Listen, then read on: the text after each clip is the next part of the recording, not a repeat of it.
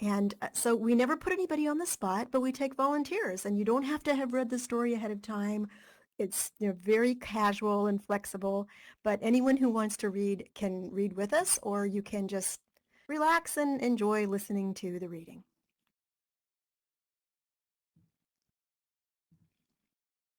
Nice. Okay, so since I may talk at some point, I need to get into preferences. And where is this going to be? What is this going to be under? Sound and media or something else?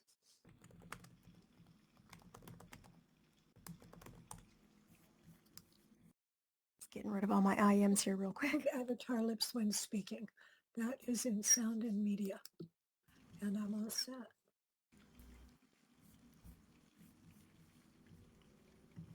I love that this is open air.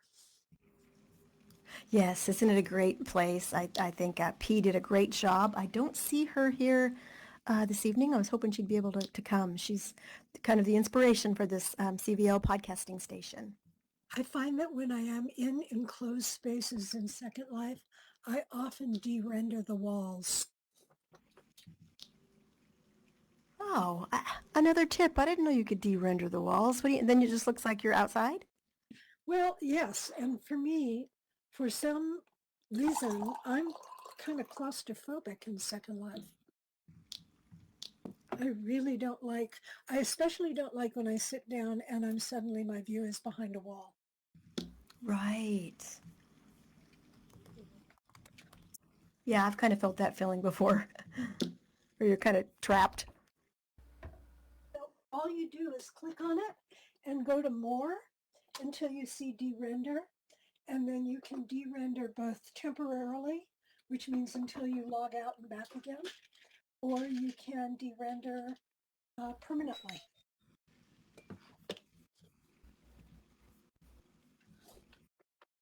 That's cool.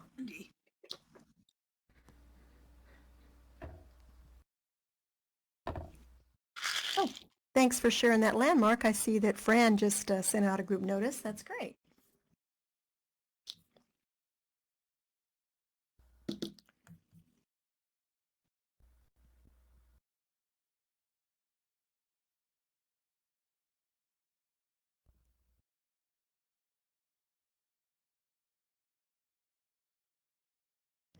And it's just about time to start. So, Wordsmith, are you going to want to ask in the group and see who all would like to be our readers tonight, or anything you want to say, before we get started? Feel free. Why don't you see who wants to read, Val? And I'm just finishing up a calculation of, I think, of Sure. how far she has to go. Okay, great. So if you'd like to read, please speak now in text. Tell me you'd like to read. Let's get some names going here, and we'll figure out who's going to start.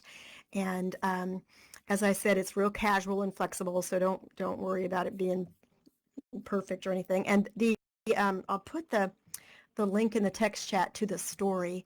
I like to just have it open on the web and just kind of, you normally read, a few paragraphs, and when it feels right as a nice stopping point, we just stop and the next reader can take over. So yeah, it's usually just a few paragraphs. So far, I'll be reading. Wordsmith, I'm sure you're going to be reading. Looks like we've got Widget and Ludo. So we've got 4 so far, and here's the story. And I want to remind you that when you're not speaking, if you would turn off your mic, it'll be much better for the recording. We won't have any extra sounds. So just remember to turn it back on when it's your time to read again. That's one of the useful things of having the little green concentric circles. That you can look at yourself and see, am I making green? Oh yeah, that's true. Yeah, and the little green dot, you can tell if your speech is still on. So yeah, we want to make sure we turn off our sound between readers. Is there anybody else that wanted to read? Inquisitive or Nexus, you probably don't want to since you're our tech guy. But Ursa, Electra, interested in reading? Or you can just listen. It's up to you.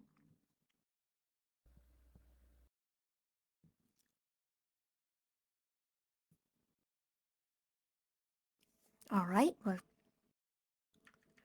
And so, Wordsmith, you let me know when you think we should begin, and I might do a quick little opening. Nexus, have you started recording yet?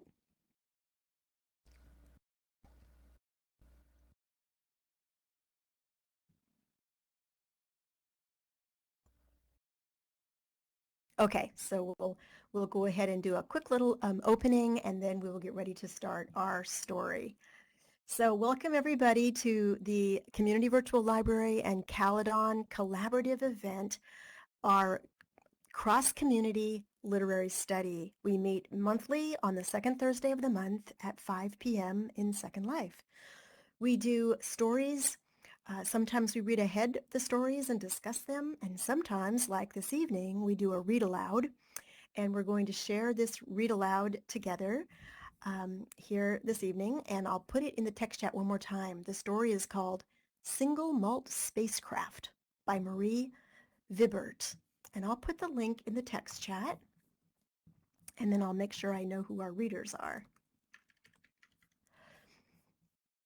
It looks like I'll be reading, so maybe we'll go counterclockwise. I'll start and then hand the mic over to Wordsmith. We'll go around to Widget, and let's see, who else wanted to read?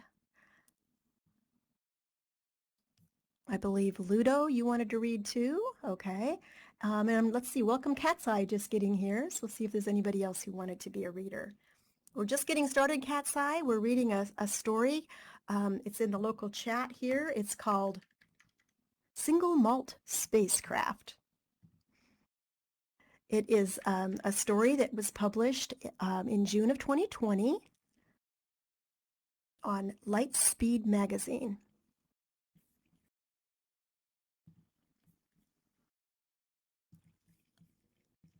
And Cat's Eye, if you'd like to read aloud, let me know right now. We're getting started.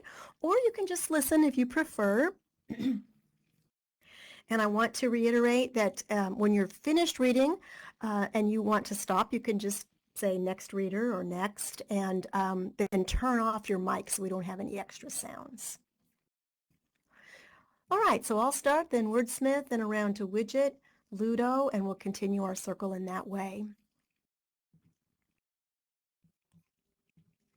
So here we go. Single Malt Spacecraft by Marie Vibbert. The first time Frisia tasted scotch, it was true love. She was 22. Her boyfriend had just turned 21 and had gotten a bottle of Glenlivet from his dad. He poured a shot for himself and for his friend, but none for Frisia. "Come on," she said. "I want to taste it." "Girls don't like whiskey," he said. "Trust me, you'll hate it." "Let me find out for myself." "Not for what this costs, sorry." The friend gasped over his empty shot glass. "Oh, that's good." Her boyfriend put the whiskey on the top of the fridge, where he knew Frisia was too short to reach. Later, when the guys were in the next room, she climbed on the counter to get it down and drank straight from the bottle. It tasted like lying in the sun on a perfect summer day, like only the best parts of caramel. She took another, larger swig and didn't wipe the lip before putting it away. Next, reader. Frisa's ship broke through the cloud layer and approached Burke Lakefront Spaceport over the slate-colored waves of Lake Erie. The buildings were the same 1950s revival she remembered, but they were dingier, glass gone to smeary opacity, the lawns unkept. A lot changed in 40 years, though to her it had only been 2 weeks. Frisia hoped looks weren't everything. She banked to land, and the bottle next to her foot tipped against her. Single malt Scotch, Glen Frisia, 40 years aged. A very small batch, a very special batch. Frisia opened the cargo doors and got a face full of muddy lake scent. This was her third trip home, her third gamble, throwing herself 40 years ahead of Earth so she could keep her dream alive, her Glen Frisia. Last time there'd been a pair of softly glowing silicon loader bots. This time she faced a crowd of human laborers, surly human laborers. A young man detached himself from the crowd. "Welcome, Miss Frisia," he said. "Welcome." Like two words, and Miss, like he was translating it. How much had language drifted this time? "Are you the port relativity liaison?" He bowed. "Nope, I'm Stewart. You would remember my grandmother." He held out the metal card she'd given to her home business agent, who had refused paper on what felt like religious grounds. She took the card, afraid it was the only surviving artifact of her last visit. What happened to this place? Next.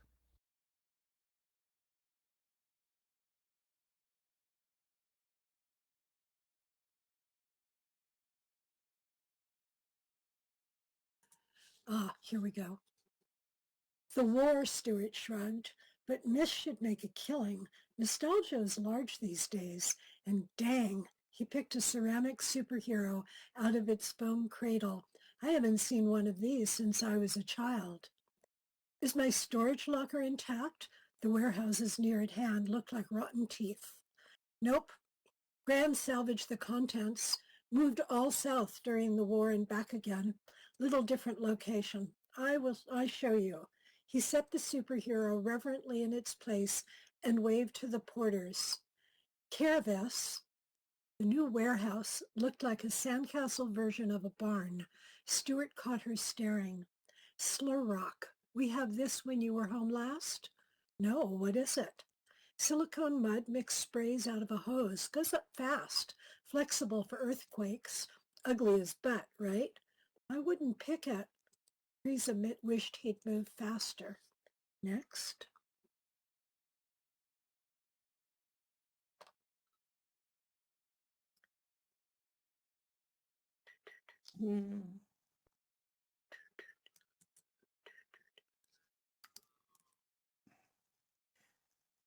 Stewart passed his wrist over a sensor on a post to open the door.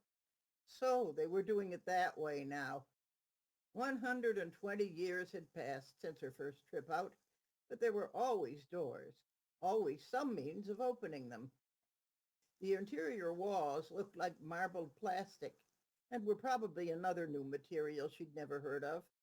The doors just looked like doors, though.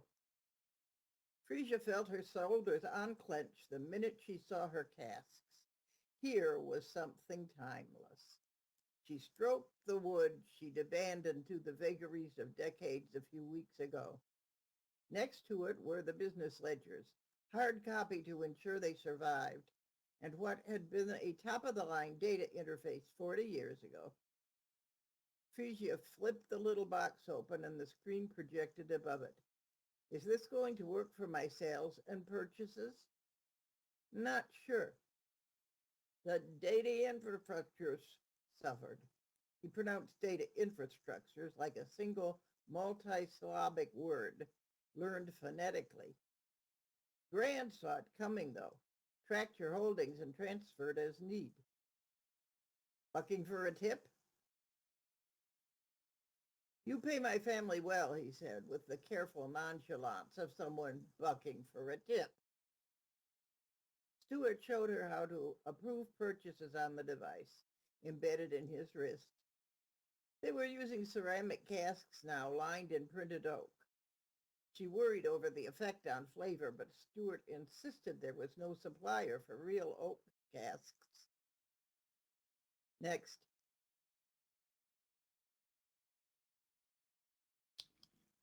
She transferred a bonus to Stewart and made a gift in his grandmother's memory to a charity.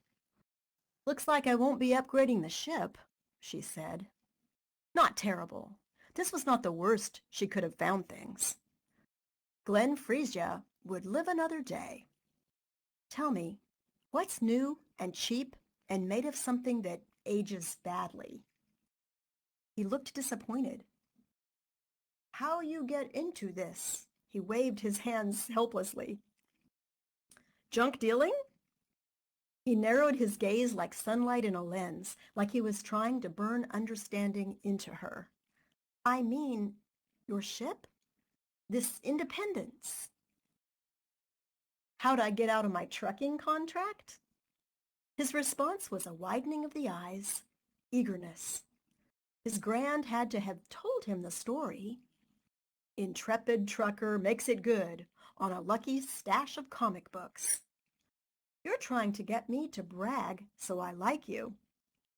Stewart ducked his head, but couldn't hide his smile.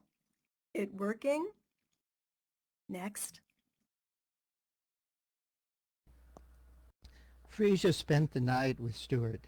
He wasn't handsome, but he was enthusiastic, and she felt a need to press flesh to flesh. The guilt set in before her sweat cooled. Liking Stewart was a betrayal of her ideal of herself as a celibate space pirate, sworn off men, giving her heart to the more reliable affections of Scotch whiskey. And she knew she'd never see him again. God, she was selfish. Did she really think it would always be worth it? Too uncomfortable to sleep, she explored Stewart's apartment. It felt familiar. Possibly it was old-fashioned, an artifact of the family's business, selling nostalgic items from exactly 40 years ago.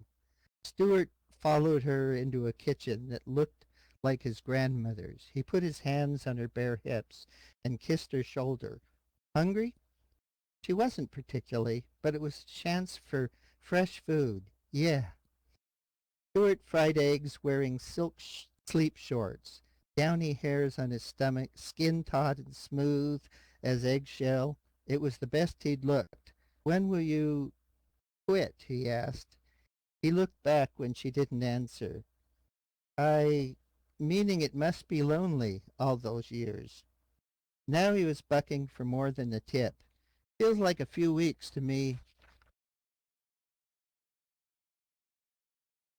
He slid a plate in front of her. It smelled of garlic and cheese, comforting and savory.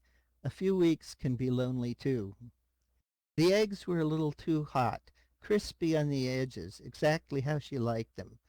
I have whiskey, she said, meaning her cat, but she could tell from the sudden widening of his eyes that he worried she was an alcoholic. Well, she loved Scotch too. She finished the eggs, felt tender towards Stewart for worrying, and they made love again, long and slow, and this time she fell asleep after, and that was good. In the morning, Stewart wouldn't look at her as they signed the final agreements. This wasn't to be helped. It stung, leaving people behind when she first signed up, and it would sting again. She imagined the hard acceleration pushing the emotion right out of her. It didn't. Next. When the G's leveled off, she curled up in her beanbag chair in the rec room. The week of travel stretched before her, empty. Weeks could be lonely too. Whiskey sauntered in, yowling his displeasure at the Autocat pet crate decanting him. He never got the hang of acceleration gravity and would mew piteously and slink on the floor, showing his horror at being heavier than expected. The Autocat cat kept him safe from that, but it was akin to a day-long trip to the vet. She crawled to him. I'm sorry, baby. Takeoff and landing are awful. He avoided her with his chin raised in righteous indignation. Well, he'd come around when she started a movie. As always, her agent, she had to stop calling him Stewart in her head, had provided her with a curated collection of film and books from the past 4 decades. It was in the original contract for her own good. She had to try to catch up, understand, relate. The memes slipped from under her so fast. She had to be ready to integrate with society when she hit the ground for the last time. The first movie she queued up didn't make sense at all. Footage of streams and fields, uncut flying paths that crawled under leaves or swung up to where a person's head should be. Whiskey yowled and hopped neatly into her lap, Turning once and dropping into a puddle of warm orange fur, she was forgiven. Take that, Stuart. She had whiskey and whiskey to keep her company. She uncorked the latest scotch. It had a wheat-like touch to its mellow oak, not as caramel as the last batch, a delightful change. She'd had good luck overall. Her first batch started with the purchase of a 5-year-old cask, and it had come out fragile 40 years later, vanishing on the tongue with sharpness and clarity like an icicle. She switched to buying new mash in barrels. One cask in the second batch failed. A slight air leak that might not have damaged it in 10 years had turned the contents weak in 40. Maybe the newfangled barrels would be a good thing. Safer. There could be new flavor influences to discover. She scratched behind whiskey's ear. The next film started, and it made even less sense. Discordant music fading in and out, flashes of still images. How depressing and futile her little film festival was. A condensed trip to a past skipped over. She left the player going in the background and reread A Wizard of Earthsea while whiskey purred on her stomach. In the middle of the second chapter, she fell out of the story thinking about Stuart, about his blue silk shorts and the way he leaned back on the kitchen counter, half turned to her. He was living in fast forward. How many fried eggs had he eaten? The thought hurt. She pushed it down. Any guy could feel perfect if you only knew him for a day. A week later, the ship decelerated. Next.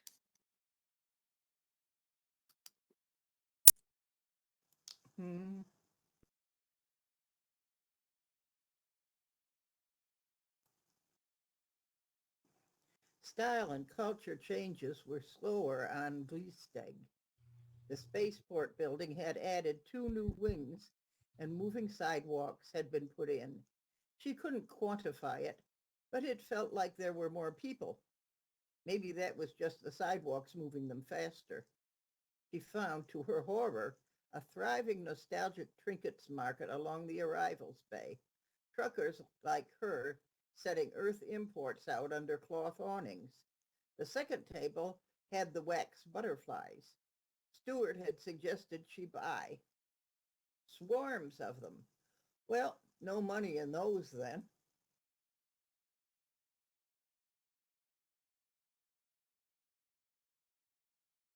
Her previous agent, Tracy, met her, still recognizable for his lopsided smile, leaning on the arm of his middle-aged daughter. We're anxious to see the news from Earth, he said. Still not accepting banknotes? He laughed. We'll upgrade and repair your vessel and feed and house you, never fear. It's a public good that you bring novelties and stories. Frisia gestured at the bustling market of other truckers. Seriously? What am I adding? Tracy patted her arm. Oh, how you capitalists think. A thing doesn't have to be unique to be welcome. Now be happy. See what I've arranged. Goods from the new colonies for you to take back to the mother planet.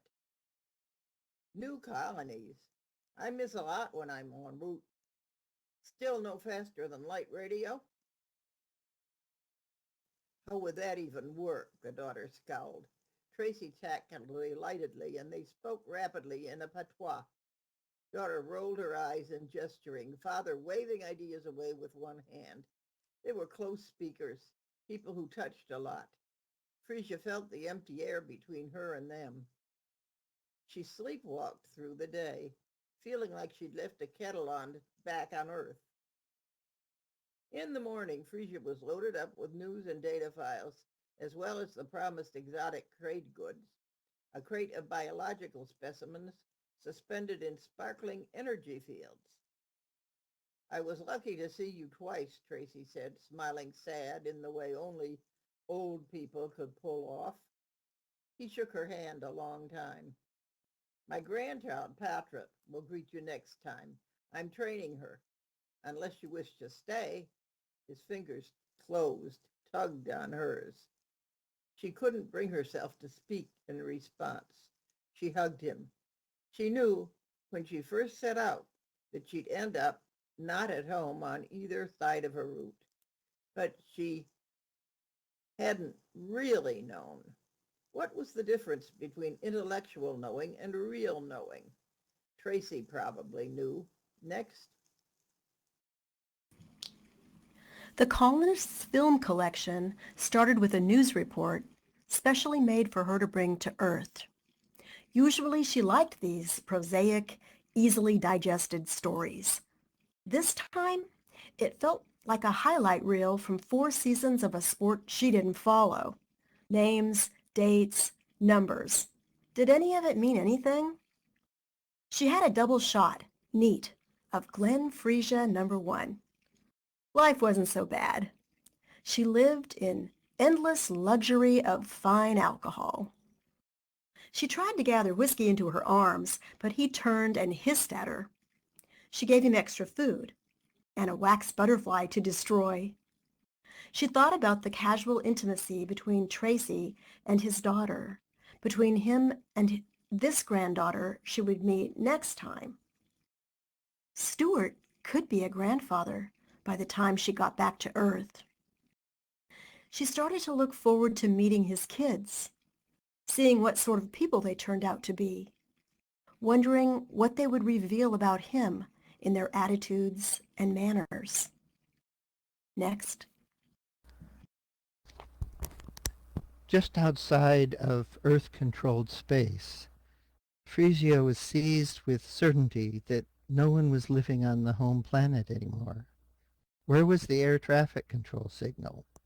A long, anxious second passed the usual time. The signal was there. Burke Lakefront had a strange organic feel this time, like the buildings had melted or grown fungus on them. The lake had retreated, a beach of dark sand separating the old breakwall from sluggish waves. She was met by a dour-faced, bony man who'd introduced himself as Sick. "Are you Stuart's son?" Sick spoke stilted, formal English and almost sneered as he identified himself as Stuart's cousin once removed. "Stuart died unexpectedly. Heart attack at 43. He did not make adequate arrangements for your business." Sick's lip curled in distaste as he handed her a slender package. "He left you these." It was a packet of letters, a one-sided conversation of years. Frisia cried, not because Stuart was particularly special to her, but because he wasn't. Dick studied the port lights over her head, like a surly teen avoiding watching his parents kiss. "Sorry," she cleared her throat, straightened her spine. "Let's go. It would all be worth it, for the whiskey." Wasn't that her agreement with herself? The warehouse was still there, but had grown soft folds, like a cake left out too long. The casks were not. The data link Stuart had left for her didn't work. Sick said, "It would not matter if it did. The bank is gone. You have no dollars."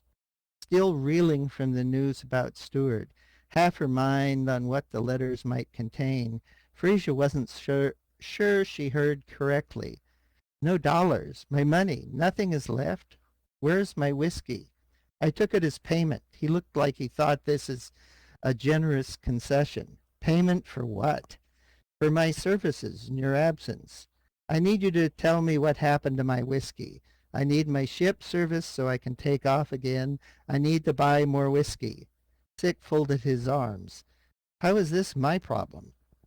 Next.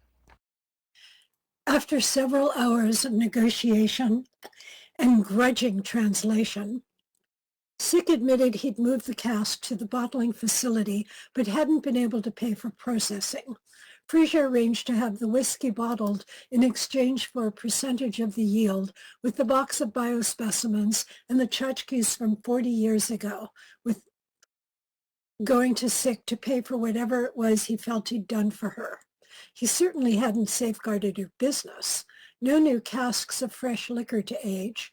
There would be no tryst on this trip. She spent the night back on her ship, eating the last of her supplies from the colony. "Damn you for dying, Stuart." She set a shot in front of the empty chair opposite her.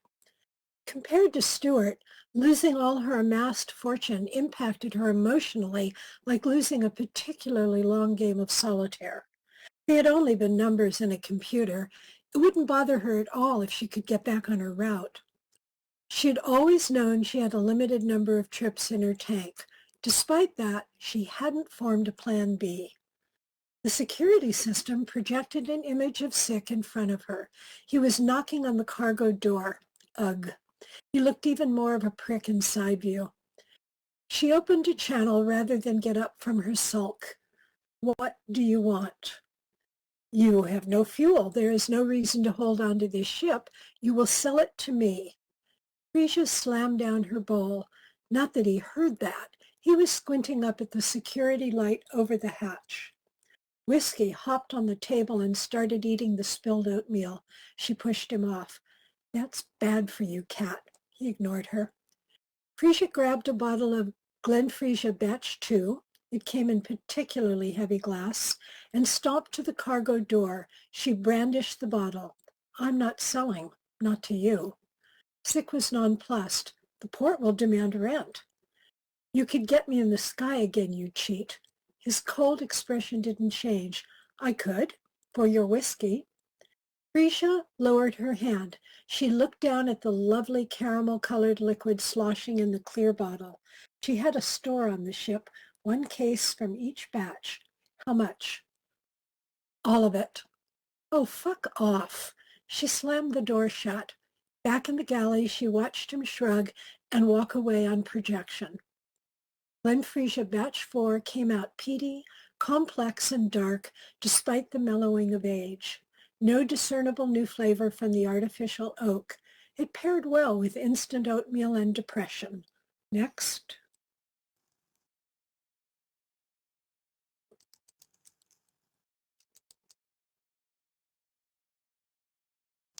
Hmm.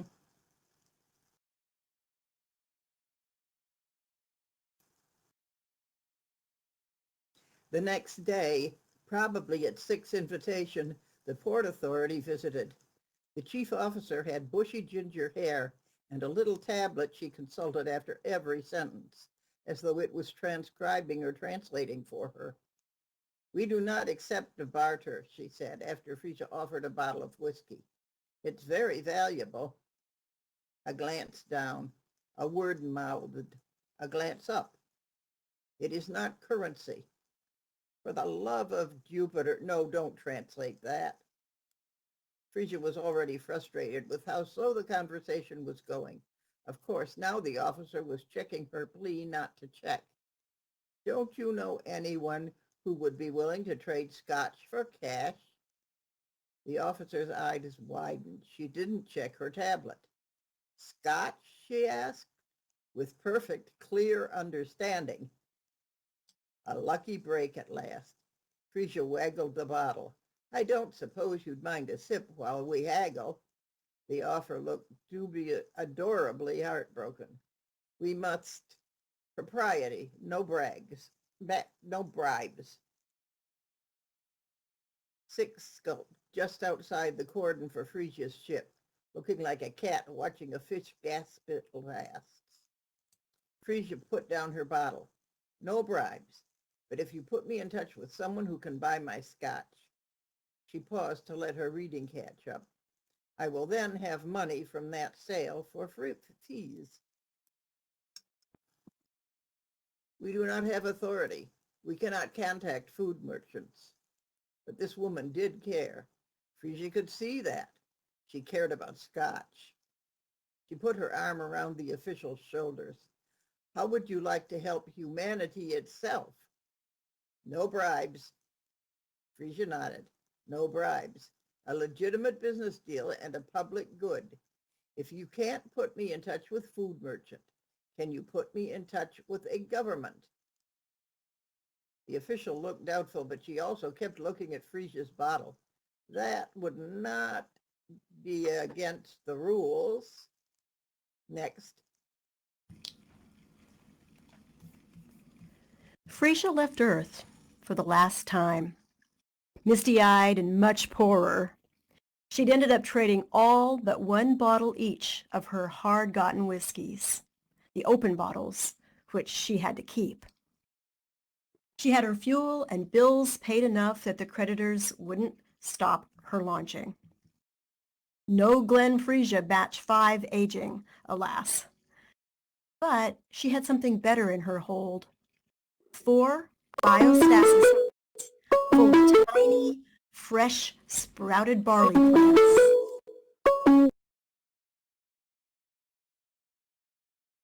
20 packets of dried yeast, peat moss, and oak saplings, all through an agreement with the Scottish Cultural Union. They were happy to have her promise to stop selling American-aged Scotch on Earth. She'd find someplace in the stars to plant her fields, someplace she could settle down and watch them grow. Officially, property of Scotland, minus reasonable personal use. Glen Stewart had a nice Scottish ring to it. The future tasted malty, with hints of hope.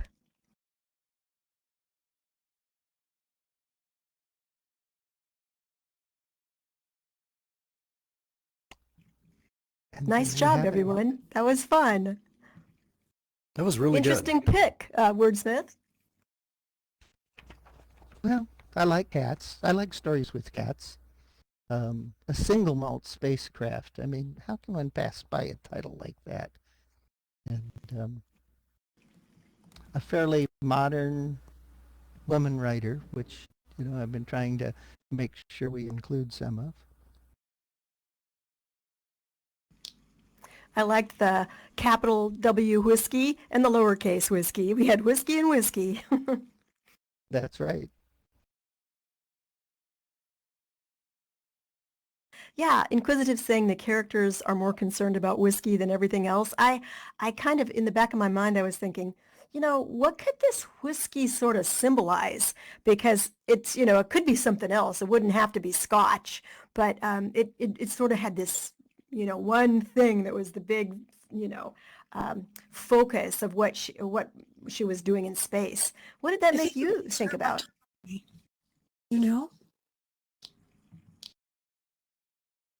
Val, I think it was her autonomy. That's what the whiskey symbolizes. Yeah, interesting. I like that. There's that part in this start where her boyfriend, goes, girls don't like whiskey, but, there's a problem with that, which is the white swan logical problem. What's that?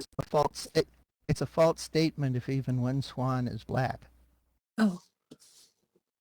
And, in this case, said without any proof. Mm-hmm. And as it turned out, she liked the proof of Scotch, which is probably about 80 proof.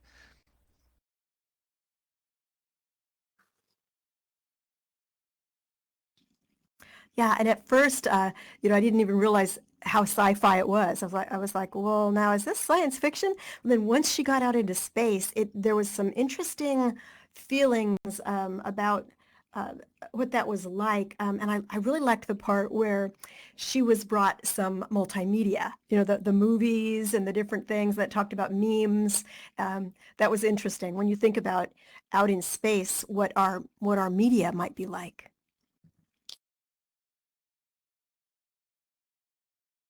I was particularly interested in how she addresses the time travel problem of leaving people behind, but does it as the secondary part of the story.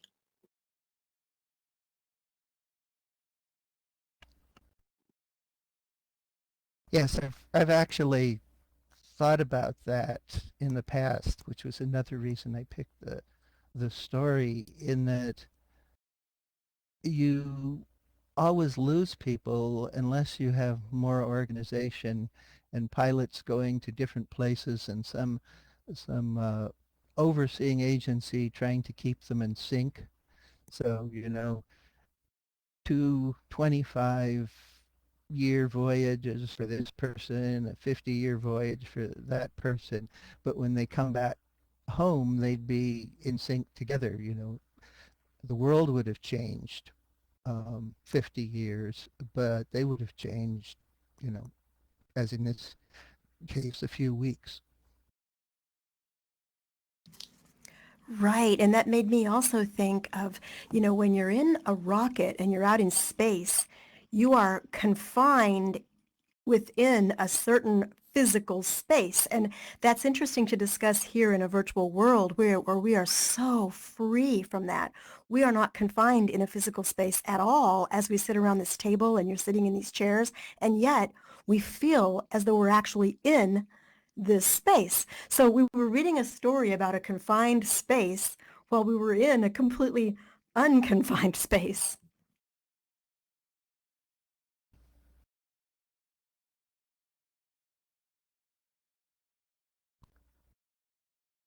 It was interesting the difference in what she encountered on the two worlds. I don't know if you'd call it a more French society in the colonies, or um, Latin, more touch going on, and more of a Germanic, um, standoffish, perhaps, on Earth.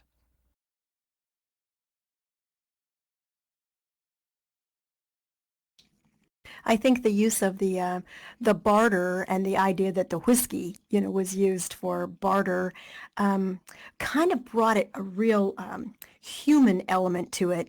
Because sometimes in sci-fi stories, you really focus on all of the technology, and this really it kind of balanced out to that, those physical human elements, not the digital technological elements.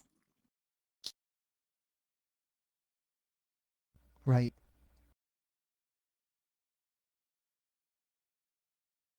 We didn't even have one word on, spaceship propulsion, although that had to be going very close to the speed of light. It wasn't a faster than light travel, but it was way up there because you had basically 20 years per experienced week.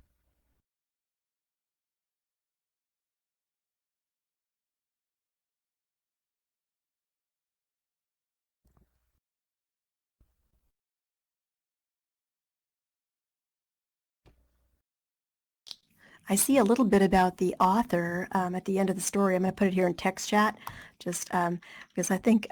What did you think of her writing style? Anybody?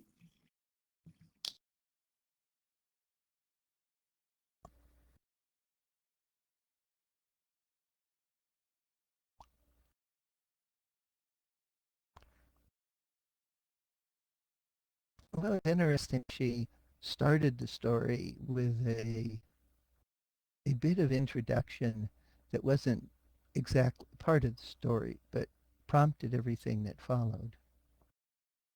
And yes, she was easy to read.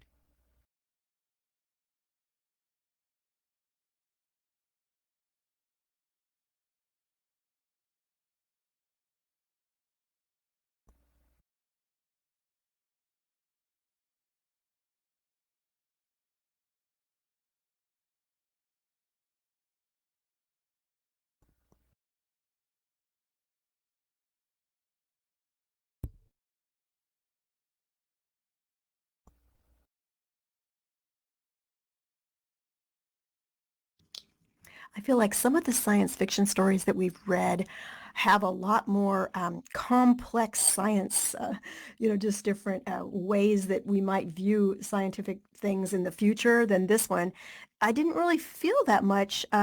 It seemed a little bit like just believable because, we've heard a lot about, rockets and people going out into space. And did you see anything in it that really seemed, unbelievable?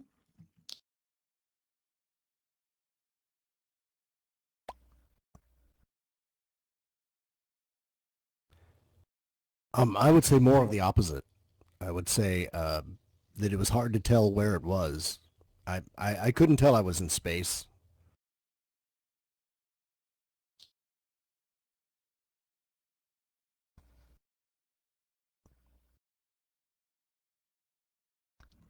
Right. It It was never pretty worked subtle. very long.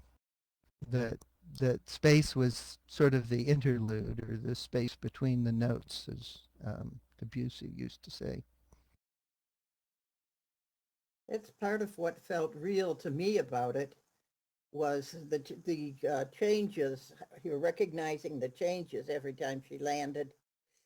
That is, seems to me, is exactly what people who will spend only 2 weeks in space to get from here to there would be concentrating on.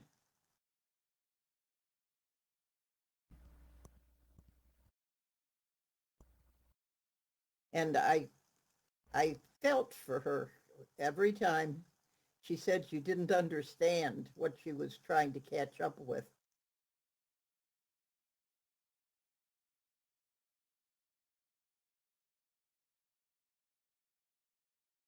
I also thought she was stupid not to have stopped sooner.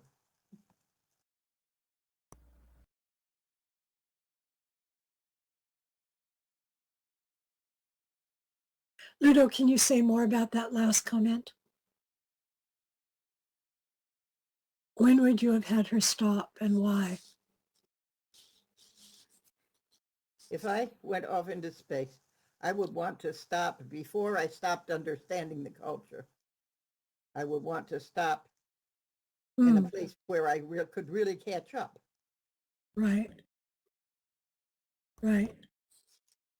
She isolated herself culturally as well as spatially. And she doesn't tell anything about the place that she settles down and how that worked for her. There's another story there that we haven't heard yet. Oh, there was something else. I found myself, by the end of the story, I found myself wanting to know how one makes whiskey. I don't really know how they make it, but I found myself wanting to know as she's talking about planting this and making this, and I was like, I wonder how they make that stuff. Well, I did look up single malt, and a single malt comes from just one distillery. Double malts um, come from multiple distilleries and can contain ingredients and don't have a particular aging requirement. While single malt is from one distillery, can contain only barley and the oak cask flavoring, and requires a minimum of 3 years of aging. And it is distilled, so you make a mash, let it ferment, and then distill the alcohol out of it, and then let it age in the oak for, in her case, 40 years.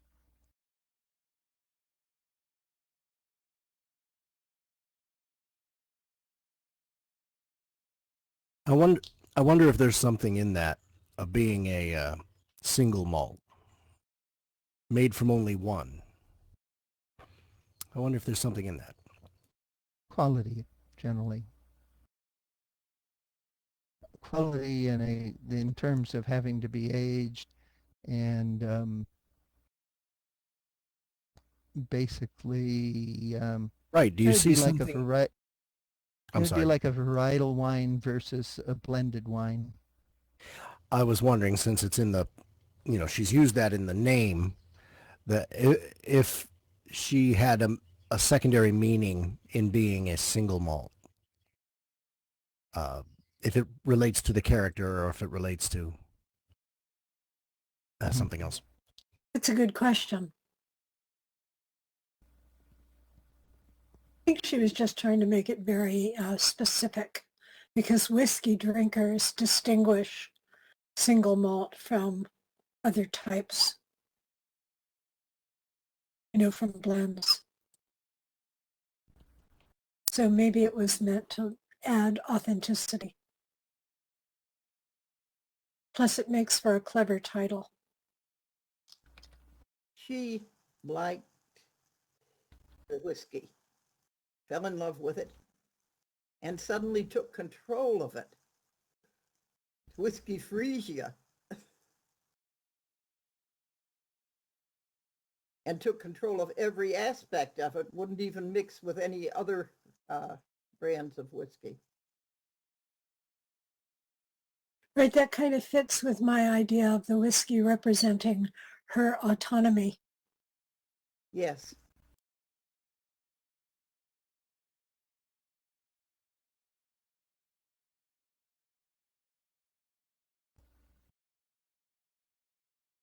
I was reminded of a lot of movies that are set in space when they have a botanist, on board the ship, and they often show how difficult it is to plant, grow crops out on space stations, and that really she didn't really get into any of that about the food. It was all about the scotch, but still, I mean, it's interesting what it would take when you're out there with nothing to be able to grow and make edible things for human beings. Of course, you didn't have to deal with that because, a week trip, it's like a week backpacking trip, except you've got your spacecraft to carry all the stuff.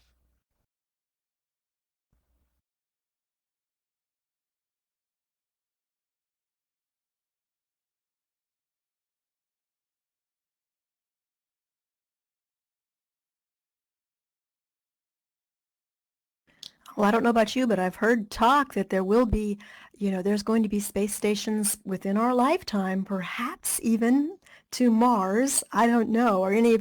Would any of you sign up if that's the case?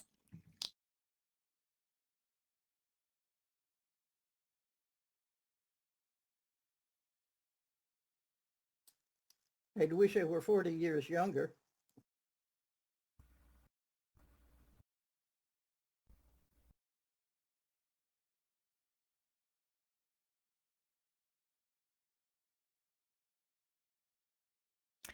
I can understand that, Ludo. Just the training that it would take. It would be pretty physically challenging, to say the least. But to me, just the concept of being way out there and looking out and seeing planet Earth as just this beautiful blue ball, I mean, that would really be amazing. I always wanted to be an astronaut.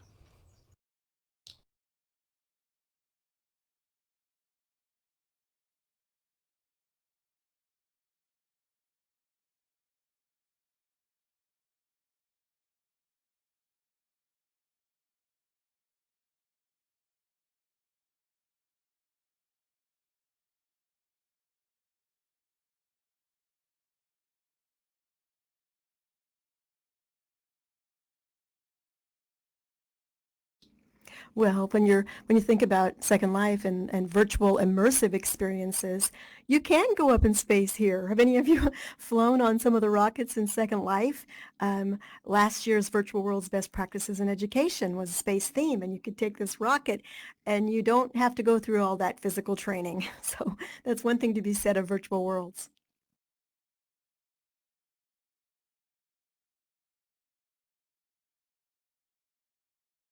And they'll be able to, as more information comes in, be able to make virtual models of places on Mars, just like there's Northern Virginia Community College has a model of the Grand Canyon in Second Life.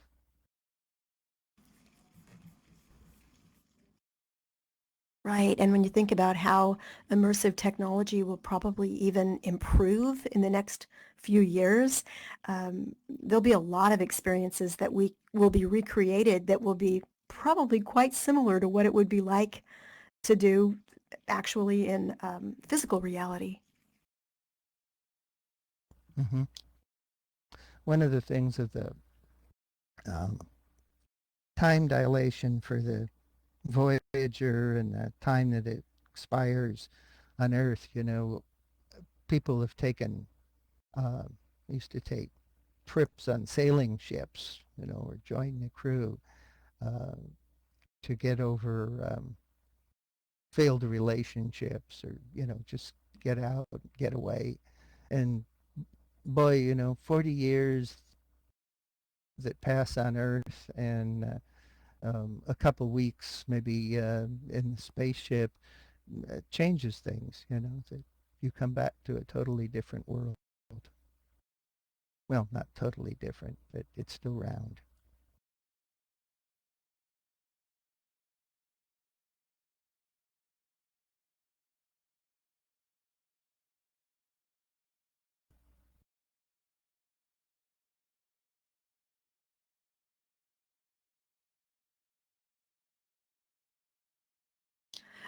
Which landmark are you talking about? It's a place in Second Life? Yes, Grand Canyon. Somebody mentioned that there is a Grand Canyon build connected with Northern Virginia Community College, and I've never heard Dodge speak of it. He has. He has to me. Let's see if I can. I'll have to ask him, but do you have a landmark? I'll remember. May.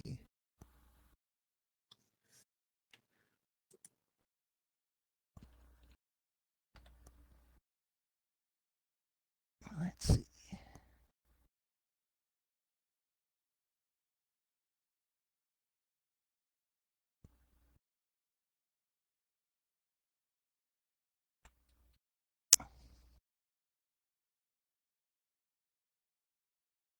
Darn, I can't seem to get a slurled copy.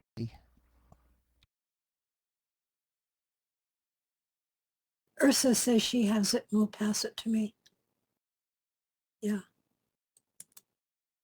I have a landmark too. I'm not sure if it's current. I mean, there might be more than one Grand Canyon. I don't remember going to this one, but I have one too. So I'm going to see if it's the same.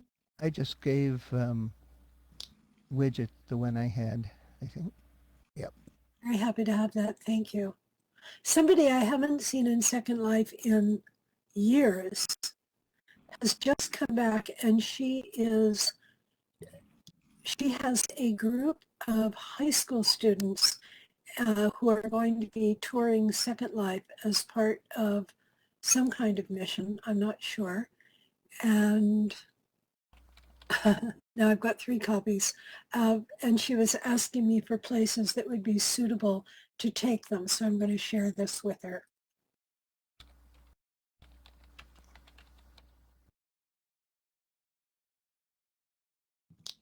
I'm not sure how many of you are familiar with Jan Loria's collection of landmarks in Second Life. He is in Japan, and Jan Loria has collected amazing landmarks by subject and category, and he shares them all over at the Community Virtual Library. And normally tomorrow would be his tour date. He on the second Friday of the month, which is tomorrow, monthly at 7 a.m. he takes us on tours of all kinds of different places in Second Life. Although he's at a conference this month, so he had to cancel tomorrow. I will probably just go there and kind of wander around the landmarks in case anyone doesn't realize he's not going to be available. But the next one would be in December. He has a really great collection, and if you find a landmark that he doesn't have, he's always looking for more. The next one would be on December 11th.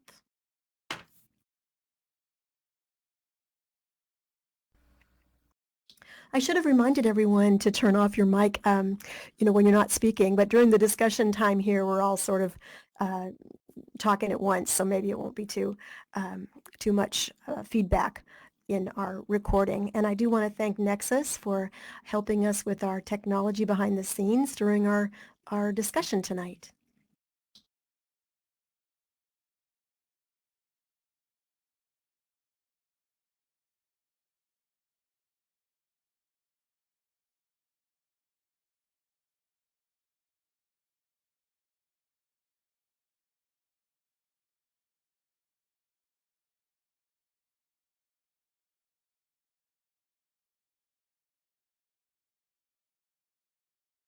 Well, this one was fun.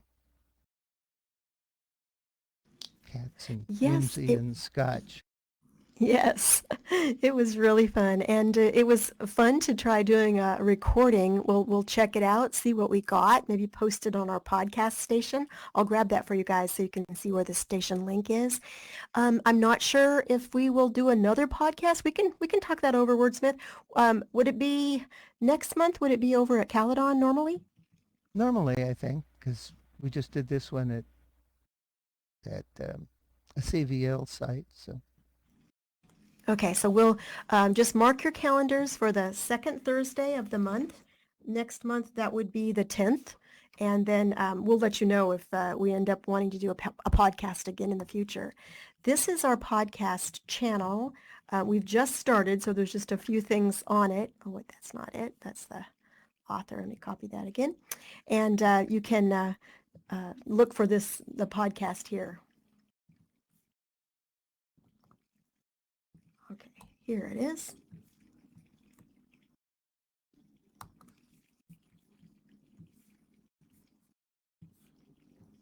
I'm on a different computer than I normally am, so copy paste is weird. All right, there's our Community Virtual Library podcast channel, and you can subscribe on whatever podcast tool you use: Apple Podcasts, iTunes, Spotify, any of those major podcast channels. So thank you all for coming, and thanks to the readers. It was really fun to hear the different voices. It's a lot of fun to share a story together in this virtual space.